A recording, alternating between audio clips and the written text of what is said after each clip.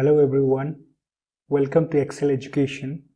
As we have been continuing our trend of creating videos, which is current affairs multi-choice question, we hope the last videos have been useful to you. And with this hope, let us begin our today's video. Starting with the first question, question number 1. Consider the following statements regarding the Income Gini Index. Statement 1. It is a measure of income inequality in a region or country. Statement 2. A higher Gini index indicates lower inequality in distribution of income. Which of the statements given above are correct? Option A 1 only, option B 2 only, option C both 1 and 2, option D neither 1 nor 2. The correct answer for this is option A 1 only. It is a measure of income inequality in a region or country. The Gini index or Gini coefficient is a statistical measure of distribution developed by the Italian statistician Corrado Gini in 1912. Income Gini coefficient is a measure of the deviation of the distribution of income among individuals or households within a country from a perfectly equal distribution. The coefficient ranges from 0 to 1, with 0 representing perfect equality and 1 representing perfect inequality. Moving on to the next question. Question number 2. Consider the following statements about Agriculture Infrastructure Fund. Statement 1. It is a pan-India central sector scheme. Statement 2. The duration of the scheme shall be from financial year 2020 to financial year 2022. Statement 3. It provides loans to small and marginalized farmers for investment in viable projects for pre-harvest and post-harvest management infrastructure. Which of the statements given above are correct? Option A 1 only, option B 1 and 2, option C 2 and 3, option D 1, 2 and 3. The correct answer for this is option A 1 only. It is a pan-India central sector scheme. Agriculture Infrastructure Fund. The Union Cabinet gave its approval to a new pan-India central sector scheme, Agri Infrastructure Fund. The scheme shall provide a medium-long-term debt financing facility for investment in viable projects for post-harvest management infrastructure and community farming assets through interest subvention and financial support. The duration of the scheme shall be from fiscal year 2020 to fiscal year 2029, 10 years. Agri-Infra Fund with a corpus of 1 lakh crore to provide financial support to agri-entrepreneurs, startups, agri-tech players and farmer groups for infrastructure and logistics facilities. Heading to the next question, question number 3. The Climate Solver Program is an initiative for which of the following organization? Option A, International Union for Conservation of Nature, IUCN. Option B, Worldwide Fund for Nature, WWF. Option C, United Nations Framework Convention on Climate Change, UNFCCC. Option D, United Nations Environment Programme, UNEP. The correct answer for this is option B, Worldwide Fund for Nature. Climate Solver is a worldwide fund for nature, global initiative to strengthen the development and widespread use of innovative low-carbon technologies. The platform provides an interface between low-carbon technology innovators and industry associations, investors, government, incubation centers, and the media. Climate solvers are small and medium enterprises that are selected based on their potential to develop cutting-edge technologies that are projected to lower carbon emissions by 20 million tons annually, or provide sustainable solutions to enhance energy access.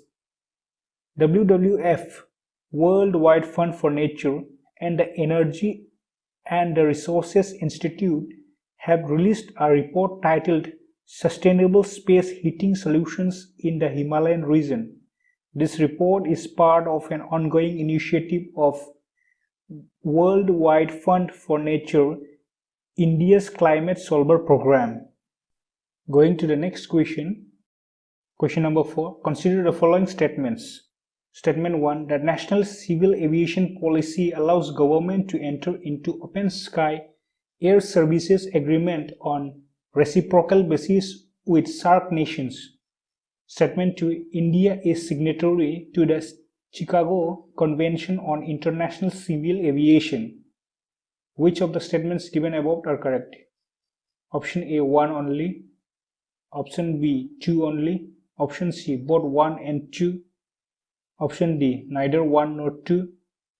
The correct answer for this is option C, both 1 and 2. An open sky agreement is an agreement between two nations which generally permits unrestricted air travel between them.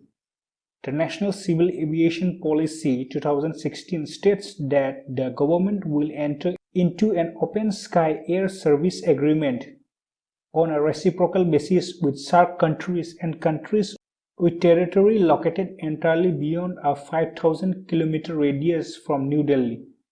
The Chicago Convention established the International Civil Aviation Organization, a specialized agency of the UN charged with coordinating international air travel. India signed the convention in 1944 and ratified it in 1947. Moving on to the next question. Question number 5. Consider the following statement about Pangong Tissue. Statement 1. It is identified as a wetland of international importance under the Ramsar Convention. Statement 2. It lies on the actual line of control. Statement 3. It is a brackish water lake. Select the correct statements. Option A, 1 and 2. Option B, 2 and 3. Option C, 1 and 3. Option D, 1, 2 and 3. The correct answer for this is option B, 2 and 3. Pangong Lake, aka Pangong Tissue. It is an endorheic lake in the Himalayas. Approximately 60% of the length of Pangong Lake lies in Tibet. Though it's a saline water lake, it freezes completely during winters. The brackish water of Pangong Lake has very low microvegetation. Reportedly, there is no fish or any aquatic life in the lake except crustaceans. The lake is in the process of being identified as a wetland of international importance under the Ramsar Convention. It will be a first transboundary wetland in South Asia under convention. Pangong Lake is a disputed territory. The line of actual control passes through the lake. A section of the lake 20 km from the line of actual control is controlled by China but claimed by India. The eastern end is in Tibet and India doesn't claim it. The western end is disputed between India and Pakistan. Heading to the next question. Question number 6. Consider the following statements regarding Unified Payments Interface (UPI). Statement 1. Unified Payments Interface is an instant real-time payment system developed by Reserve Bank of India (RBI). Statement 2. It provides two-factor authentication. Statement 3. It is necessary to have a credit or debit card to perform UPI transaction. Which of the above statements are correct? Option A, 1 and 2. Option B, 1 and 3. Option C, 3 only. Option D, 2 and 3. The correct answer for this is option B, 1 and 3. Unified Payments Interface is an instant real-time payment system developed by National Payments Corporation of India, facilitating interbank transactions. The interface is regulated by the Reserve Bank of India and works by instantly transferring funds between two bank accounts on a mobile platform. UPI benefits single-click two-factor authentication. round-the-clock availability, single application for accessing different bank accounts, tap customers not having credit or debit cards, use of virtual ID is more secure, no credential sharing. Moving on to the next question. Question number 7. Which of the following missions of Indian Navy are correctly matched to the respective crisis? Statement 1. Operation Rahat, Lebanon War. Statement 2. Operation Sukoon, Yemen Crisis. Statement 3. Operation Samudra Setu, COVID-19 Pandemic.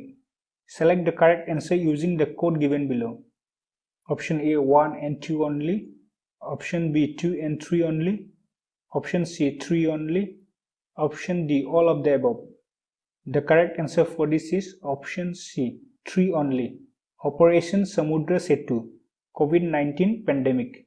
Operation Rahat was an operation of the Indian Armed Forces to evacuate Indian citizens and foreign nationals from Yemen during the 2015 military intervention by Saudi Arabia and its allies.